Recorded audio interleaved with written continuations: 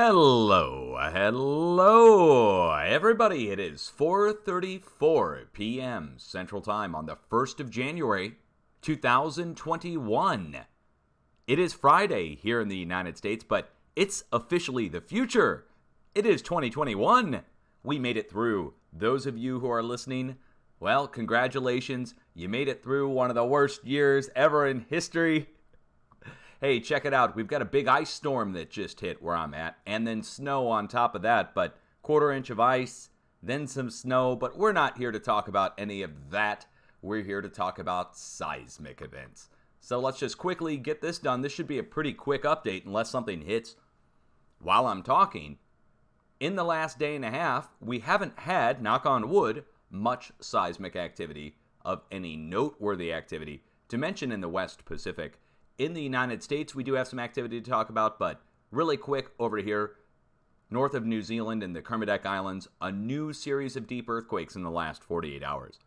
And those of you who are longtime viewers know that that means in the next few days, we should be seeing shallower, larger earthquakes pop up next to where these deep earthquakes are occurring. And the deep earthquakes are raised high off the globe if you don't know what you're looking at here. So next to Japan on our letter D. Letter D is a forecast point where we watch for deep earthquakes, by the way. Our other letter D down here at Indonesia, and of course the set here north of New Zealand, Fiji, all across the West Pacific, new deep activity in the last 48 hours. So in the next few days, we are going to see an increase, no doubt about that. But since yesterday, just a small spread of fours going out across over into Indonesia, and up into China, of all places, where the middle fulcrum point was filled in by mid 4.5. Going across over into the Mideast, like I said, nothing to report. That, again, is pretty low in seismic activity, but once we get into South Europe, new fours going across Greece, new fours going up into Croatia. And there was a felt event just in the last hour here across Croatia again. Still moving, and we haven't seen the activity go out to the English Channel or to the North Pole yet. Oh, 1 second, hold on. Got a little sneeze coming here. Okay, well, it wasn't a sneeze. Okay, never mind. Yeah, well, again, it's icy, it's cold. I was just outside. But anyway, activity coming across Central and South Europe, expected to go to North Europe and then out to the North Pole, has not happened yet. So it's still stuck here, and it's still breaking. We might even see a new earthquake break out here of significant size. As a matter of fact, I would just issue the warning all the way from North Italy back down into Bosnia and back down to Albania that there is the potential, as long as this doesn't go out of Europe, for a new break to take place between our current sets of earthquakes. And you see where the rings overlap here at the tip of the arrow? I think that's Bosnia. So we would watch all the way across the area. Now, I don't know if it would go as high as the 6.4 originally, but it still could be a bigger earthquake, or a big earthquake, I should say. Not bigger, but big, if it does not transfer out of the area soon. Now, there is a little bit of a flow going across the Mediterranean and southwest Europe, 4.7 going out to the Canaries, out towards the Azores.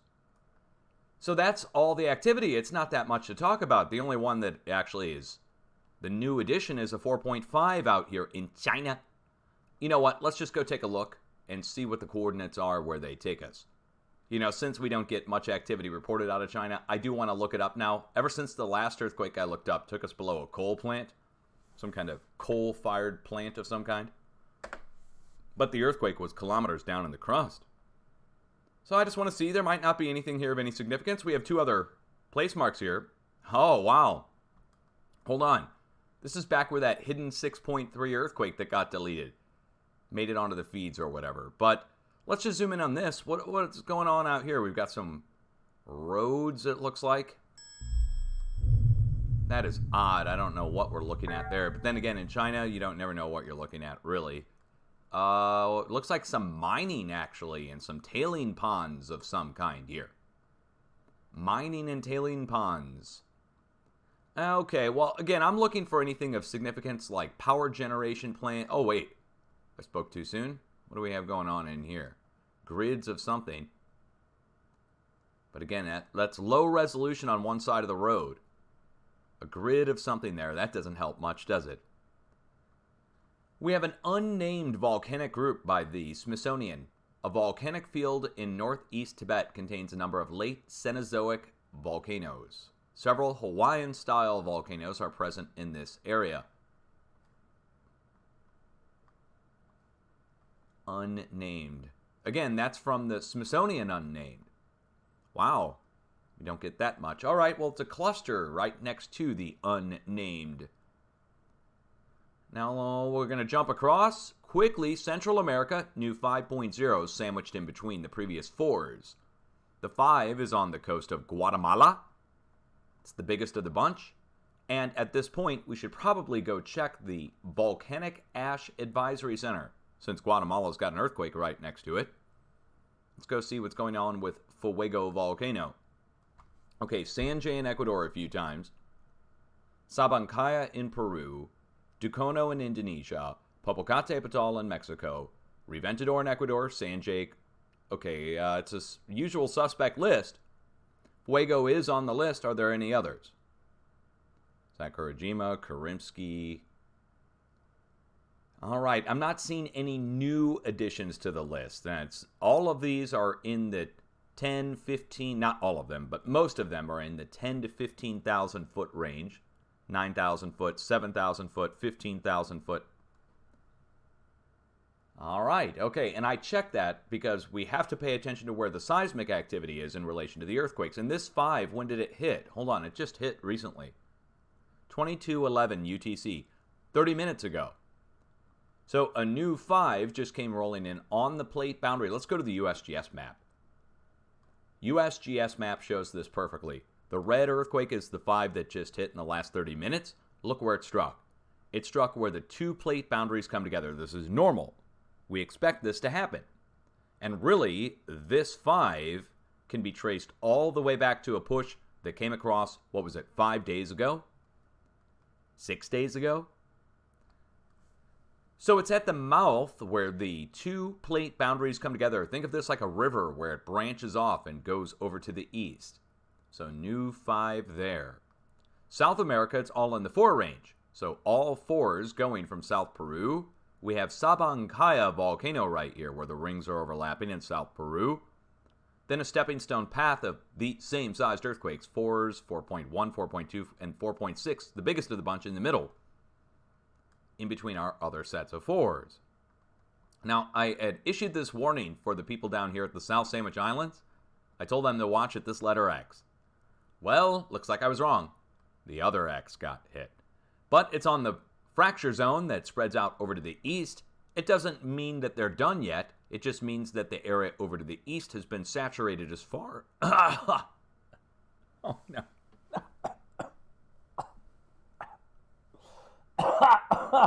I got the corona. It's kidding. Hold on. Oh, man. There it is. I knew it was coming. Yoda. All right. That's a perfect... Let's just end the update right here. Why not? Total professional update there. Hey, we're live. Oh, man. Oh, dude. I shouldn't have gone outside. Really, it is. It's just like cold. It got me all runny. I'm blowing my nose. I'm like, I'm going to go do an update. Bad move. Oh, well. You know what? I'm not a professional broadcaster, and I don't want to be.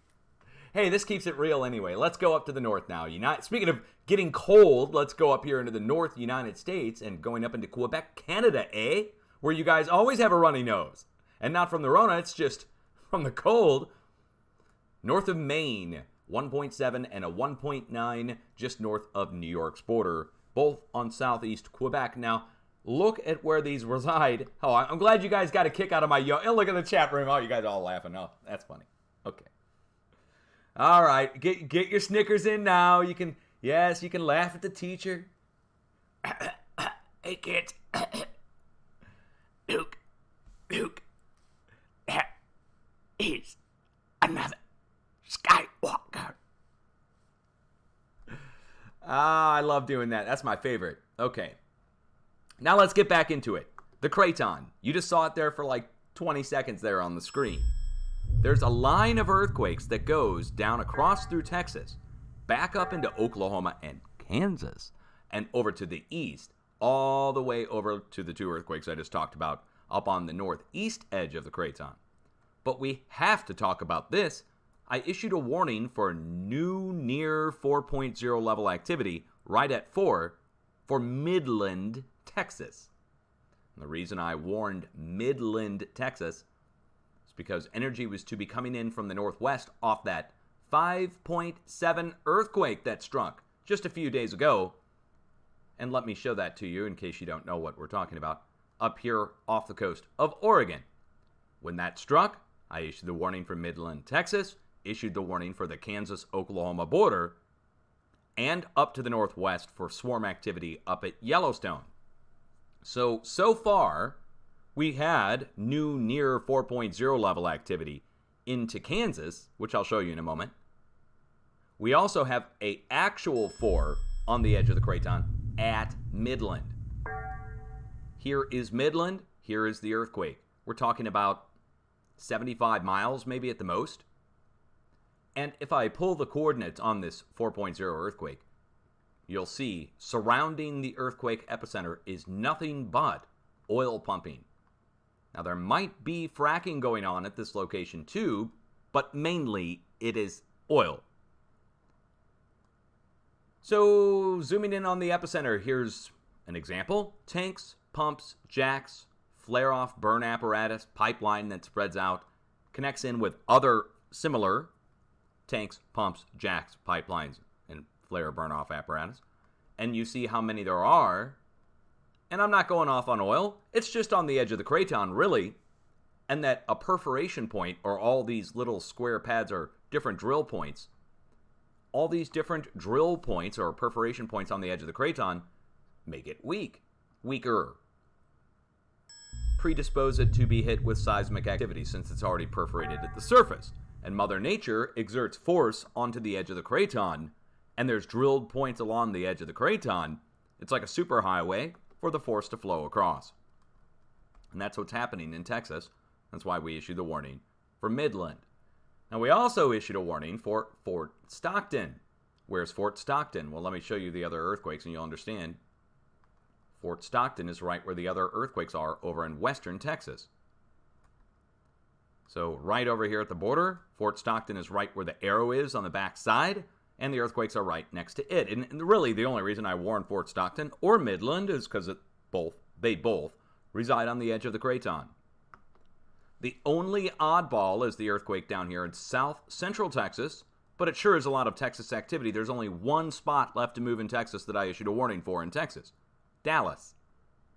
Dallas is at the tip of the arrow, right up here near the border. Right up here. So we have a warning going in Dallas.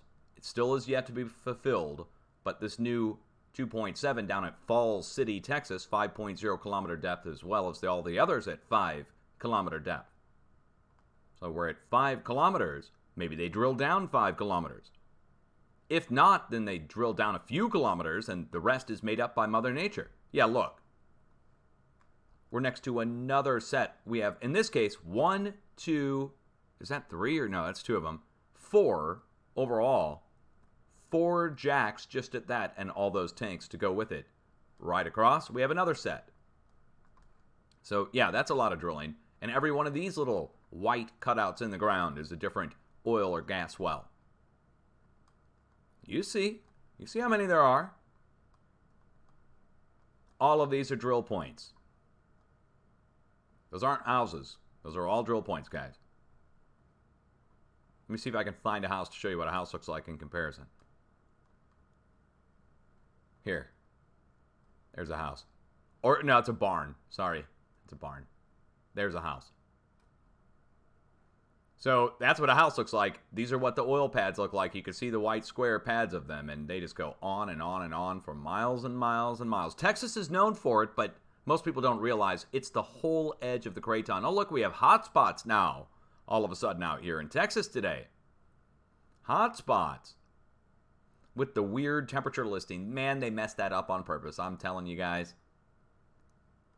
Okay, now let's get into the rest of the activity. So, 4.0 earthquake at Midland. Check it off the list. We named Midland. Midland's been hit. Fort Stockton going up to near 3.0. Let's just call it a little outbreak or a swarm. Up to the north, same thing. We're swarming out across Oklahoma in a cluster going up into Kansas with a 3.8. Let's just call that a near 4.0 as well. The spread of earthquakes is pretty obvious. It goes up into Missouri, into the New Madrid seismic zone of all places. I've got to go look this one up. This is actually in Missouri. Doniphan, which is so weird. It's at 0.2 kilometer depth. I just want to look it up really quick. Let's just go look it up. The only reason I want to look it up is a long time ago I did a little survey of my own using Google Earth. I didn't go down there physically. Of the peaks around here. And what I found was that this looked like it was ancient volcanic and that it was just not marked by the professionals as an ancient volcano. But I don't have a place mark from it now. This is like 10 years ago when I first started. So, but look, oh wait. Our earthquake is coming in right next to a series of high voltage power lines, transmission lines. This seems to be a regular occurrence at this point, to have these high voltage transmission lines with earthquakes and hotspots right next to them. Now there's no hotspot there now, it's just an earthquake.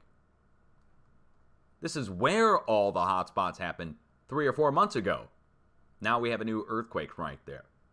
New Madrid seismic zone, no doubt about it. And I can actually show you the New Madrid if you don't know what you're looking at. And let's just say you're a new viewer just stumbling across my videos, or let's say you're a professional. You think you know it all. Well, let me show you. Here is the edge of the North American craton, and I'll point it out to you. First of all, I'll show you the diagram one more time. Look at the rusty brownish color versus the purple. Okay, just remember that. Look at it through Texas and how it makes a bend down through Texas. That's the beginning point on this. Here's Colorado. Here's New Mexico. This is Texas. And I'll turn the borders and labels back on just so you can see. All right, just remember where Texas borders are. We go down around in a U-shaped bend and come up through Dallas, right here. This is Dallas, the city of Dallas, going right through the middle of Dallas and making a bend over into Arkansas. And then we get into southern Missouri here, where the New Madrid seismic zone makes an N-shaped bend, like a lowercase cursive N for New Madrid. And then it makes a U-shaped bend down through the south, U.S. Then you can clearly see it going up the East Coast. And you can see the ripple-like edges on here from all the folding and bending on the plate as energy is transferred over for such a long period of time. And we are told in many textbooks that these folds and bends in the plate were caused by glaciers, which is not accurate. We can go back 200 million years to find the ancient coastline, let me say that in the proper terms. 200 million years ago, their time frame. You go back that far and you'll find the old edge of the plate and the interior edge of the craton right where the coast is. And you find old coastlines along here in that shape. So it can't be from glaciers. Can't be. And I can show you other spots on the planet where the same kind of folding has taken place almost exactly. Let me show you. See these? See these folds in the plate on the east coast of the United States? They go down through the south. And then the folds bend back over through Arkansas here. We can find these in the middle of Australia. We can find these in the middle of Europe. We can find these in the middle of the Iranian plate or the Mideast. Here, let me show you. Only they're not covered in trees because it's the desert, of course. But the same folds, bends in the center of the plate. And we go out to the edges of the plate. And I can show you the spot down in Australia is doing the same thing. Right here in the middle of the plate. Same folds, same bends, same shapes, same everything. Only, again, this is desert, so it's not covered in trees. But these same folds, bends in the plate in Australia, you'll find back over in Arkansas in the middle of the United States. Right here. And we can zoom in on them so you can see them. They're covered in trees, of course. But those are mountain folds, bend in the plate. So the edge of the craton goes down through Texas, makes a bend over into Arkansas, makes an N-shaped bend through the New Madrid, then a U-shaped bend goes up the East Coast. That is the path that the earthquakes follow. All the way up to the northeast. Going down through Texas, back up into Oklahoma, on the interior edge for the most part. here going up to the New Madrid, and here going over to the East Coast. Okay, Yoda voice. I don't know if that's going to come back or not. That's just a fluke. It happens from time to time when you talk for hours on end, usually. I haven't spoke for a few days. Maybe that's why. It's really bothering me, though. That really bothers me. Okay, let's carry on. As if my cat's coming in and scraping around in the litter box is professional. You know what I mean? If you missed that one the other night, that was epic. The Mr. Gadget came in and started doing his business in the litter box over here. And I was like, what? He never does that. All right, anyway. We're here looking at the earthquake's 24 hours worth of activity. And Mother Nature's dropping off earthquakes like my cat was dropping off presents in the litter box. They're going across the edge of the craton, going right over to Missouri, where we're stopping, and then last night's activity up on the East Coast. Like I mentioned, Texas, we don't have to talk about that anymore. Going up to the northwest, we went up to 4.0. Notice where they have it. 3.9. Why does it matter? It doesn't. I say it's a 4. They say it's a 3.9. They had it at a 4. They downgraded it. But the location, Stanley, Idaho, right in the middle of our arrow, right above the deepest part of the center of the magma chamber for Yellowstone. Now, Yellowstone is over here at the park. Well, as we know it, Yellowstone National Park at the surface, up here in northwest Wyoming. But the magma chamber is 11 Grand Canyons in size. Goes down at an angle down below central Idaho, and the feeder for all of that actually comes in from below Oregon. So this is really the center of the deepest part of the magma chamber. Up above it, of course. The earthquakes are happening up above that. Over to the east, all the microquakes stopped inside of the park. Now there's hundreds, if not thousands, of tremors that happen every day at Yellowstone. Tremors, small vibrations as the magma moves. But earthquakes are a little different. They're fractures in the plate or in faults, actual physical movement that happens up towards the surface or in the plate. That stopped. So the tremors are carrying on. They happen every day. The earthquakes, I don't see any reported in the last 24 hours. Nothing. It's gone quiet in the whole Northwest, with the only noteworthy earthquake above the deepest part of the center of the magma chamber for Yellowstone. What does that mean? Well, the magma chamber for Yellowstone is being perturbed, while the rest of it has gone quiet. So, to me, we are locked on the edge of the craton. Locked going back up to the northwest. And when it's locked, it breaks. And when it breaks, the longer it's locked, the bigger the break. So it's storing up energy right now between the Pacific Northwest and the coast. No earthquakes to report to you out of Washington and Oregon. Not even a microquake. Let me just hit refresh, make sure I got the right feed turned on. Hold on. Yeah, we're looking at the last day's worth of 0.0 and greater. Last 24 hours. So maybe the system took a dive on New Year's. Somebody doesn't want to go in on New Year Day. Maybe that's what it is. Maybe that's what it is. But right now, no seismic to report to you. I have to go check the tremors now. These are tremors not like tremors at Yellowstone. So Yellowstone has tremors where the magma vibrates and causes little vibrations to be picked up. But we're looking for tremors from the plate shifting. Let me take you back a couple days to the 30th, for instance. 47 different small little vibrations as the plate is shifting at the Olympic Peninsula and down in southwest Oregon next to Medford, going right down to the California border. But yesterday, nada. Not a single vibration either. See, this to me says some kind of system outage. I don't know why, but some kind of technical issue or something. No tremors and no earthquakes across a 3-state area or 2.5-state area. There's something wrong. Especially, it's the most seismic active zone on the plate, and the plate never stops moving, ever. If the plate ever did really stop moving, we'd all be dead. Right? The whole planet would be falling apart or something. So, no earthquakes, no tremors. They just made my job real easy. Let's go on down to the south. I love it when they do that. Happy New Year, guys. Ah, yes.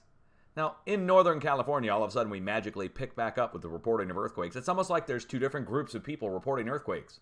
One out of California, the other up in the Northwest. Oh, wait. Hold on. I just got a memo. Hold on. Hot off the presses. Dutch. There are two agencies, one that monitors up in the Northwest and one separate one that monitors in California. And they are warring with each other and don't like each other. What? They don't like each other? Oh, no. Oh, well, okay. That explains why we're getting earthquakes reported out of California and not out of Oregon. One group of professionals is reporting earthquakes. The other group of professionals is not reporting earthquakes. So we can go down into California. We got some earthquakes reported. Let's go take a look. Maybe the all-seeing eye of the public is more focused on it. Scrutiny. The scrutiny of the public is driving the reporting of earthquakes out in California, maybe. Let's turn on our borders and labels so we can see where we are in perspective, and turn on my place marks, see if there's anything here that we've previously marked. Okay, what do we have here? Wow, we're right at the base or next to Mount Shasta. The location, McCloud. McCloud. What you're experiencing, McCloud, is called the quickening. Yes. Yeah, okay. Well, from the Clan McCloud. There we are. We're on the south side of Mount Shasta. And we're close enough. I always look within 40 miles of a stratovolcano. Magma chambers can spread out, shift, and actually be at an angle down below a stratovolcano or ancient volcanic field. This is just 20 miles away. So it's definitely related. I mean, we're right next to the stratovolcano, but look at all the lava flows 40 miles over to the east. And again, I look up to 40 miles. These are all lava flows. And some people don't know about them. Let me just show you. You'd think that might be from like forest fire or something. No, that's actually black basalt that's spread out. And the trees grow in that. It's nitrogen rich, porous. It stores more water than the regular surrounding sandy soils. Pretty amazing, right? That's where the 1.7 is, right next to Mount Shasta. Now, there's no tremors to the north of there, so the whole plate stopped shifting. What about over to the east? 3 earthquakes between Lake Tahoe and Pyramid Lake. Lake Tahoe is right down at the border. Pyramid Lake's the body of water right on the interior. And there's something in between these two lakes. And right here, where the earthquakes are, defines what's between them. And I've shown this for years at this point, and I stand by it now. This right here, in between Lake Tahoe and Pyramid Lake, at first it was just a supposition on my part that this giant oval shape might be something, might be an ancient volcanic feature of some kind. The reason is there's 2 folded basins on either side filled with water, extremely deep, Pyramid Lake and Lake Tahoe. Earthquakes go around the outside edge of this thing and go right into the middle of it, as well as hotspots and fires breaking around the outside edge and in the middle. To top it all off, equally spaced on both sides of the oval, not just our 2 lakes, but 2 geothermal fields that are massive. Steamboat Springs here, with all its geothermal turbines, and that Smithsonian-marked volcanic field from Steamboat Springs. But then also up here on the north side, same distance apart, the Needles at Pyramid Lake that go down into the lake. So, I think ancient supervolcanic caldera. Now let me show you something similar to that that's already documented right down here. This oval shape, which it too is flanked on both sides by basins. One's a basin where river forms, the other's the basin where Mono Lake is, volcanic field. So equally spaced on both sides, and it's the Long Valley caldera, 1,000 cubic kilometers of melt down below this thing. But notice, Long Valley is smaller than this. This is bigger up here to the north and older. So the earthquakes, let's look at those. Look where they are. One right in the middle of the oval shape. One right on the southeast side, which goes down next to Steamboat Springs, and the other over on the far east side at Soda Springs. So one in the middle, right in here, next to Sugarloaf Peak. One down to the south, next to Steamboat Springs, and one over on the east side. Over here, and see where it says geothermal? We have solar and geothermal. Solar panels, so they're not using these to reflect light to steam anything. That's just for collecting sunlight. And then geothermal turbines. which are on the side of a volcano, of course. And all that's taking place, the seismic, around the oval shape, and it keeps happening over and over and over again for years on end at this point. Now, if we go down to the south, the same thing's happening. Let me get a sip of my coffee. Yes, I'm drinking coffee at 5 p.m. Same thing is happening down to the south at the one that's a confirmed supervolcano. But it's more. There's more activity happening at the one to the south. Let me pull the coordinates right in the middle. That's where the newest earthquake struck in the last 10 minutes. We'll get the coordinates from the Europeans. That's fine. It's just missing a decimal point at the end. USGS takes it out to 1,000th, and the Europeans take it to a 100th. The difference is a few meters. Okay, there we are. A few hundred meters, I mean. So, a few hundred feet difference between the two sets of coordinates. There's the earthquake epicenter. Here's the supervolcano. We are on the outside edge of the caldera. No doubt about it, right on the outside edge. Think of this like Yellowstone, and if the earthquake strikes right on the outside of the park, it's definitely related to Yellowstone. If it's right on the edge of the caldera. Now we go over to the border, and then we go over further over to the east, over into Nevada, and right across the border over into Nevada, I can just show you. I don't even need to pull the coordinates. We go up to the east-northeast. Here's the border. The other earthquakes striking right here. And you see we're on the east side of Mono Lake volcanic field. Definitely related to the volcanic field there. Then we jump further over to the east, and you see this line of quakes going southwest to northeast right into the back end of the arrow. Let me show you what's there. Starting right about here, there's a bunch of old quarries. Let me show them to you. You might not be able to see them. Here they are. Old quarries, and they're kind of out of use right now. At least you can see the roads are collapsed that you would use to drive down in there to get any kind of material out, at least on that side. And it's on the edge of a volcano as well. That's where the earthquakes start. They go this way and carry on over into this, the Monte Cristo Hills Volcanic Center. The earthquakes carry on over to the east and stop right about here. Let me show you. See? They go east by northeast and stop just east of Monte Cristo Hills. Well, what's just east of Monte Cristo Hills? Look at this. A huge solar farm. And this is the kind where they take the mirrors and reflect them to a central boiling point that produces a huge amount of steam, that produces a lot of electricity by the turning of the turbine with the steam. I believe that's how they do it. So, yeah, look at that. It's just massive. And that's where the earthquakes terminate, right next to the power station. Or you could say, maybe, opposite, that the earthquakes originate at the power station and are going back across down to the supervolcano. Amazing, isn't it? So, let's recap. No earthquakes in the Pacific Northwest, making my job easy. A 4.0 above the magma chamber at Yellowstone, but no earthquake activity inside the park at all. No tremors to the northwest. The plate, stopped shifting? Northern California, Mount Shasta right next to it. 3 earthquakes on the, what I think is a supervolcanic caldera, right at the California-Nevada border between Lake Tahoe and Pyramid Lake. Then a confirmed supervolcano down at the California-Nevada border, and a line of earthquakes going right from it over to Monte Cristo Hills Volcanic Buttes and the dead ending right into the backside of that power station, which quite literally is on the back end of the arrow there. Over to the west, we have a little line of earthquakes coming out of Northern California, dead ending here. Anderson Springs, I don't know. Let's click on a different earthquake and see what the coordinates tell us.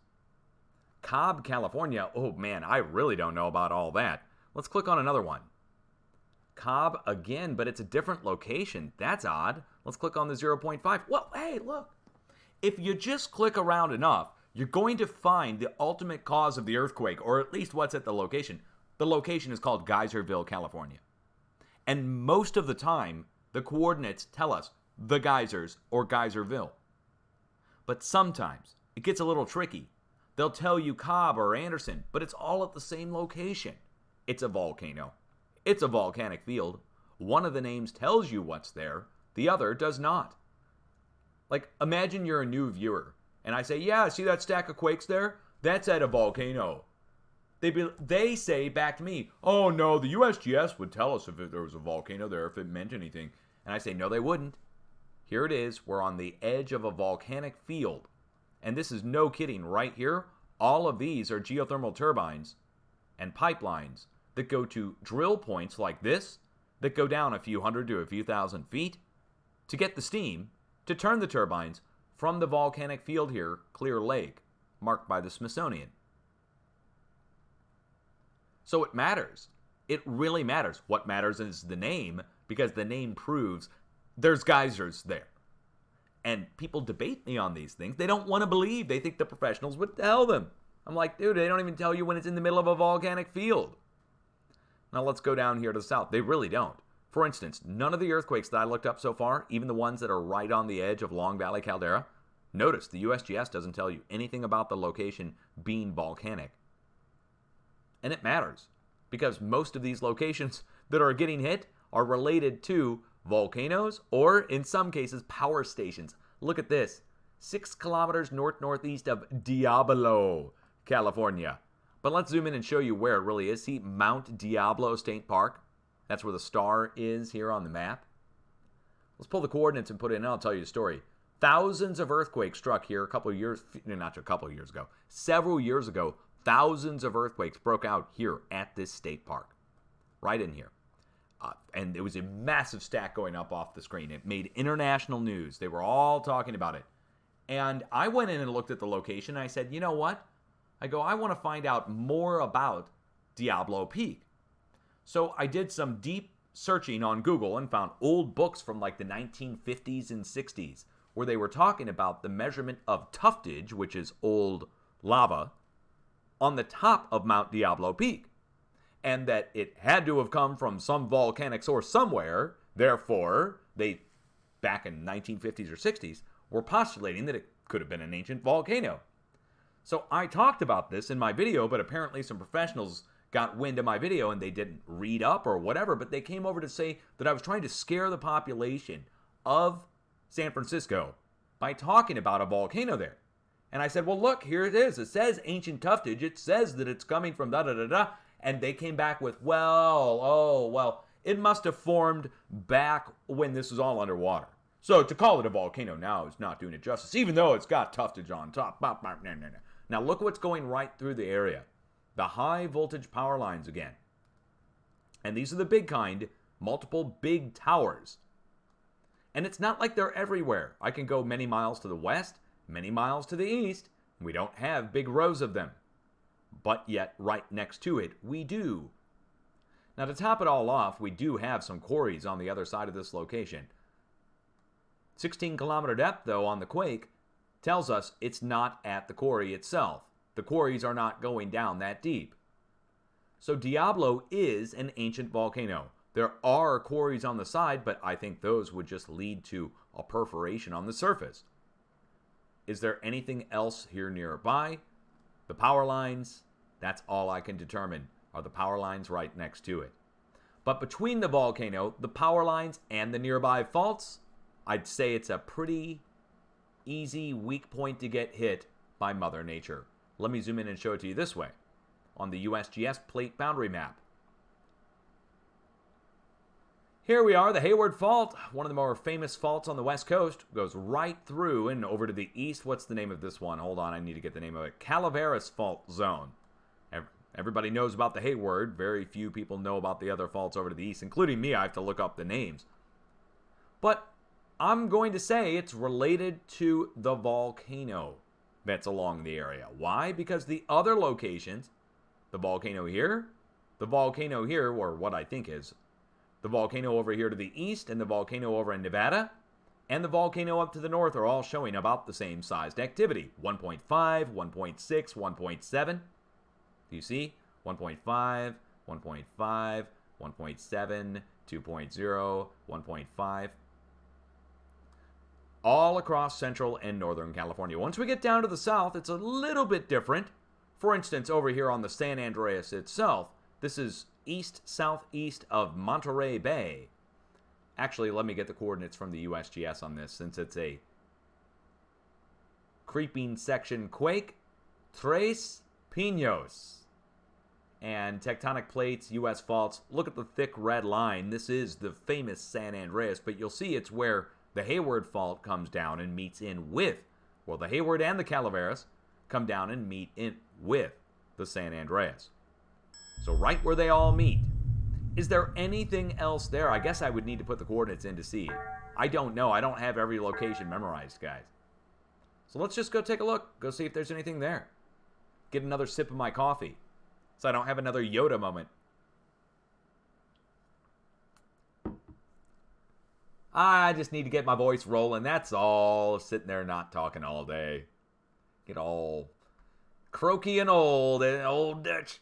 Here we are. We are on the San Andreas. Now look on the San Andreas, branching off of it this way. Do you see that? Looks like a flowing off river or a fork in a river or a fork in a road. And we go down to the east-southeast. Carry on the San Andreas. You'll find more of them. Branch off over to the east. So back up here to the northwest, though, right here where they branch off, it branches off over to drill points. Frac wells and drill points right where the branch happens. And I don't even know if they have that marked on the fault zone map here. Does it branch off there? Southeast of Monterey Bay? They don't really have much marked there. You'd think they would, but I mean, they have something over here, the Nunez Fault, but connecting between the Nunez and the San Andreas, they don't have anything shown. I would say they need to get in there and map that out really well, and I'm going to tell you what they're going to find already. Let me show you one more time again. Here's Monterey Bay, coming off the San Andreas, going over this way, like an off-ramp on a highway. And down in here, all drill points. That's where the drill points really begin. Tanks, pumps, jacks, pipelines, the whole bit. That's where they start. And the earthquakes go right down to where the drill points start. And that's normal. We see that happen regularly. Go down to where the drill points start, and the earthquakes kind of stop. But then they pick back up right on the other side of where the drill points stop. So in other words, the earthquakes go down to where the drill points start, then where the drill points stop, the earthquakes pick back up. Transfers across like a stepping stone path. Speaking of a stepping stone path, look at this line of quakes going down across South Nevada. Speaking of Nevada, I want to thank my viewer, Casimiro. I can never say your name right, man. I'm so sorry. Kaz. Okay, Kaz sent me a souvenir from Nevada. Thank you so much. That was a cool Christmas present. Literally. No pun intended. But he'll get the joke. Cool Christmas present. A koozie. He sent me a Nevada koozie, guys. All right. Now, let's pull the coordinates from the middle quake here and look equally spaced a few miles to the northwest and to the southeast. So we're pulling the middle coordinates. We're going over into Nevada, and I'll show you what's here. Indian Springs, but it's not Indian Springs, is it? Do you see these old pads of buildings? Let me turn on the gallery. This is from the Google Earth community. And we'll just hover our mouse over these. U.S. Nuke Operation Able. U.S. Nuke Operation Riseline. The famous Doom Town. The town too tough to die, the original effects test area, and close cousin to Survival Town 1 and 2, and the town in the third Indiana Jones movie, where he climbs into the refrigerator to protect himself from the nuclear blast. Okay, this is a nuclear test site, right on the edge of it. Surface nuclear. Then, over here, all of these underground nuke test sites, where they blasted the crust with man-made drill points. First, they drilled, then they put the nuke down in the ground. Look at this. U.S. Nuke Operation Penasco. November 19th, 1970. 2 kilotons. That's actually low. 2,000 tons.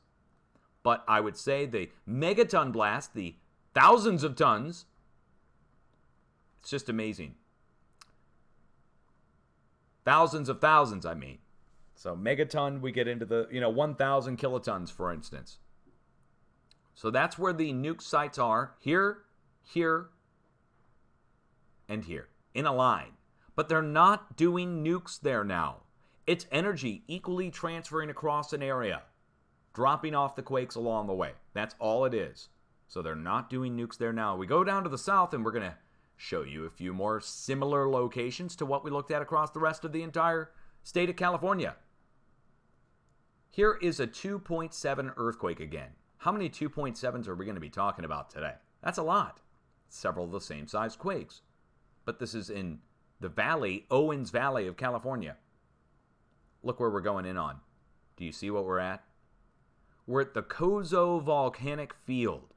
All of these are rising domes from intruding magma down below. These are bulging up out of the volcanic field.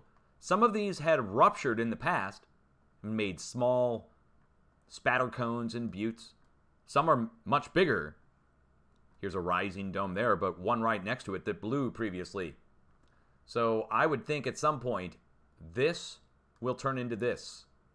You can see the lava flows coming off it. Anyway, we're going on the north side of Coso, and look what we have. More drill points. Electrical generation, steam, turbines. That's where the quakes here start. The blue quake I selected there on the north side. Now we go down to the east-southeast and we terminate down here on the Garlock Fault, a place called Cyril's Valley. And this location is a military test range. I'll show it to you. Here's the Lava Mountains volcanic field too, but military test range right through here. And where are the rocket test sites that I found last time? Is that this right here? One of these was a rocket test site of some kind. Almost had a Yoda moment, but we're okay, guys. Look at those towers. Well, I don't know if I'll be able to find the rocket test site. I was poking around in here the last time, but...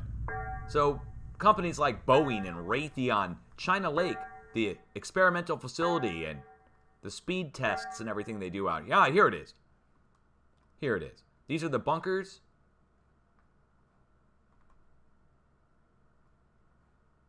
There we go. So, yeah, those are bunkers, and let's see where the rocket site was.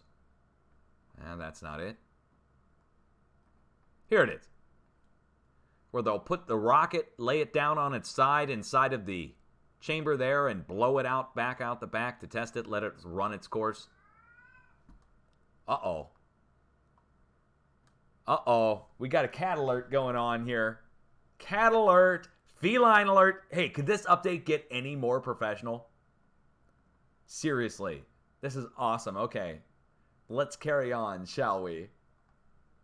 It's a new year. It's a perfect day. Happy New Year, everyone. One more time. It's New Year's Day. We're chilling. Malibu. Oh, wow. Look at this. Look at this house. Are you kidding me? Look at this place. These places. My goodness gracious. Somebody's doing really well living down there.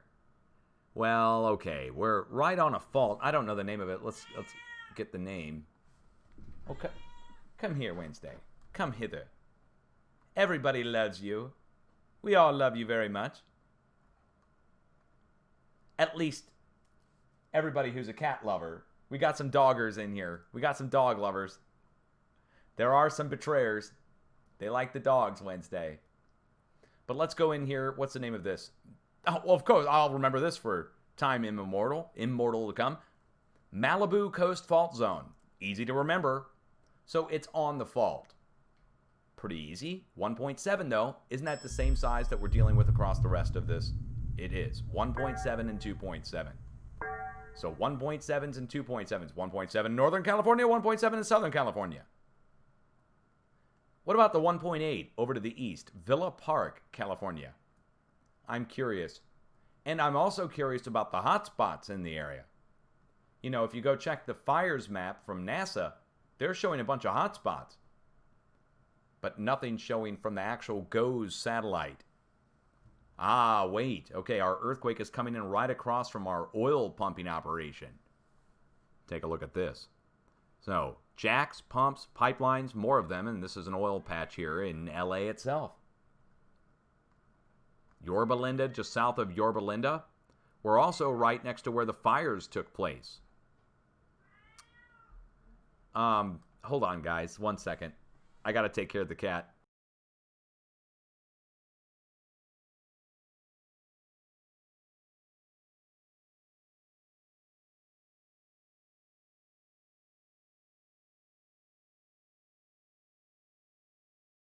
All right, Duchess is taking care of it, guys.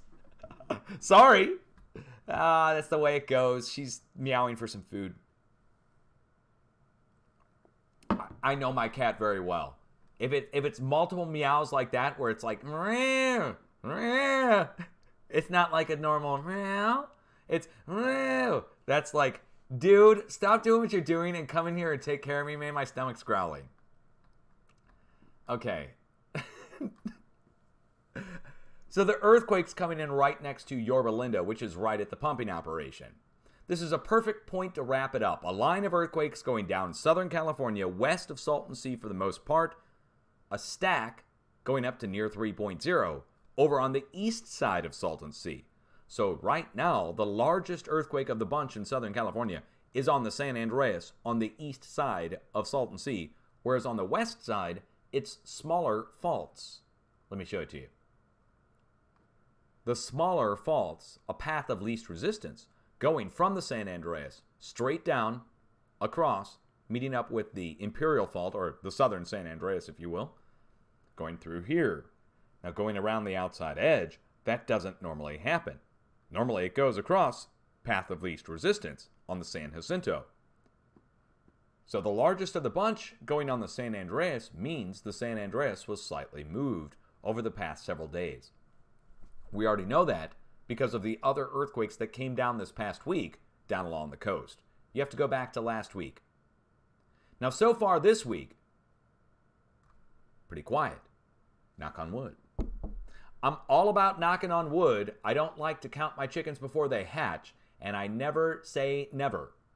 And I'll encourage you guys to do the same. I would also encourage you to have an earthquake plan and to know what to do when an earthquake strikes. Which, like the professionals say, take shelter underneath a table or desk. That's what you should do. Now, some people exit the building. I've seen it in 1,000 videos. They say not to. They say you're not supposed to. You guys know that. But if you're going to exit the building, you should have a pre-designated area outside that you're going to go to that's free and clear of anything, and it's kind of hard to know what to be free and clear from, isn't it? Things in the ground you might not know about, whatever. I had a troll bring that up actually to me. They said, gas lines are in the ground. What if you tell your viewers to go outside and there's a gas line? I said, I'm not telling my viewers to go outside. I tell my viewers to take shelter underneath a table or a desk. And if you're not confident in your building withstanding the earthquake, well, then it's a no-brainer. You would try to make your way outside if the building was collapsing. Now, if the building's collapsing, if you go outside, you're going to be in a rough situation because you need to be far enough away from any collapsing structures. You got power lines in cities. You have other tall buildings. These are things you already know, but that's why you would pre-designate an area outside to go to after the earthquake. See, the earthquake takes place, you can get underneath your table or desk. Ride it out until the earthquake's over, but the building might be extremely damaged to the point where it's going to collapse soon. In which case, then you go outside immediately and you have to know where to go. You need to have an emergency kit that you can get to right as soon as the earthquake's done. Because most of the time, the earthquake's supposedly, I've never been in one, but supposedly lasting a few minutes or less. So on a huge mega quake, you're lasting a few minutes. On a moderate size or large earthquake, you're like a minute or two. And then on the smaller earthquakes, it's just a few seconds. So we'll wait and see what happens on the West Coast this week. When the warnings expire in the next few days, we'll issue a new round of updates and warnings based upon the movement of the plate. But right now, I don't have very much to report to you. Like I said, they're not reporting earthquakes out of Washington and Oregon right now. Or tremors. It's just complete radio silence out of the Northwest. And if that's really true, then I would be concerned. I don't know whether to believe it or not. Anyway, we'll be back. If anything else goes down, Happy New Year to everybody. Let me again apologize for my unprofessional update today. With the cats and the Yoda cough and what else are we going to be doing here? The only thing missing is some weirdness. But luckily, I'm signing off before that can happen. The time now, 5:29 p.m. Central Time. Be safe. I'll be back if anything else goes down. Peace out.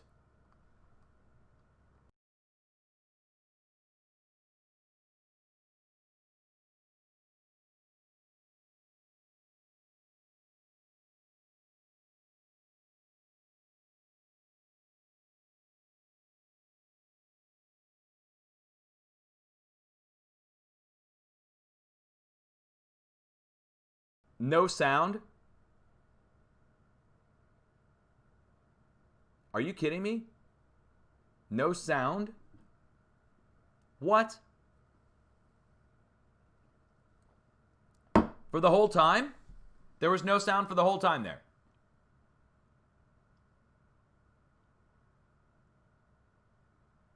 Oh, for crying out loud.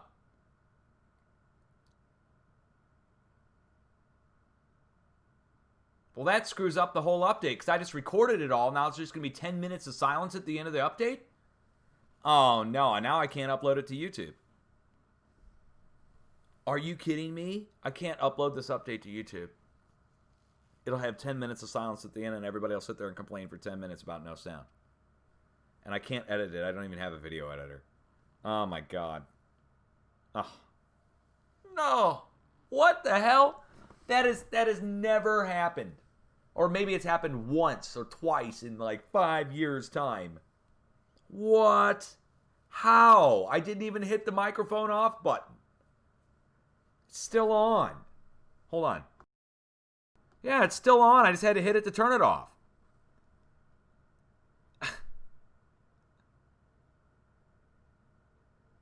Oh, my goodness gracious.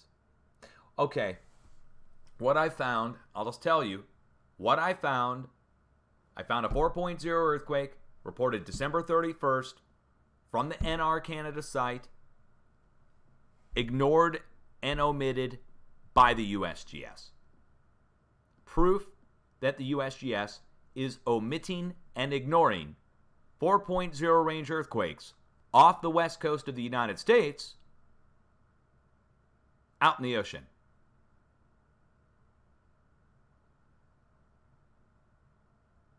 That, to me, is just too much right there. But there it is. I'm not trying to cause a conflict or anything, but if people report to me a 4.0 earthquake, it's getting reported by the Canadians right off the shores of the United States. The USGS ignores it on New Year's Eve. And why does it matter? Because there's other 4s that struck yesterday that are perfectly spaced, with that 4 being a perfect middle fulcrum point between the previous sets of earthquakes.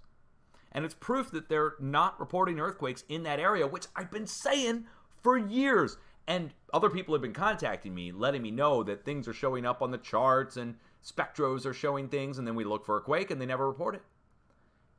That's on purpose now. Now we know for certain they are deliberately not reporting 4.0 range earthquakes off the coast of the United States. When they do report smaller earthquakes, 2s and 3s, internationally now. People tried to tell me the USGS doesn't report anything under 4.5 internationally or off the coast of the United States even. And I said, that's a load of hogwash. We've seen them report 2s over in Egypt. The USGS. So, there it is. We are dealing with some obfuscation in science. And I go and try and tell you about it, and all of a sudden my microphone doesn't work. I don't know what to make of that. That could just be coincidence. But there it is, 10 minutes of silence. I guess you got a little peace. You guys have a good new year. Much love. And I'll be back if anything else goes down. I guess I will save this and put it out on YouTube. It's just going to be a low quality video for the start of 2021. You got my Yoda voice. You got the cat's meow. You got a technical glitch. Hey, all 3 criteria for a low-end video have been met. Let's go ahead and get her done, put it out, and have a good start of the year. You guys be safe. Much love. Yeah, everybody in chat. By the way, if you're watching on YouTube, I hate to break it to you. You're not watching something live. You're watching a premiere, which is a pre-recorded live event that I'm doing on Twitch live now, and then I upload to YouTube. So I'm sorry you had to listen to 10 minutes, but, you know, it is, or you had to listen to 10 minutes of silence. It is what it is. Peace out. Much love.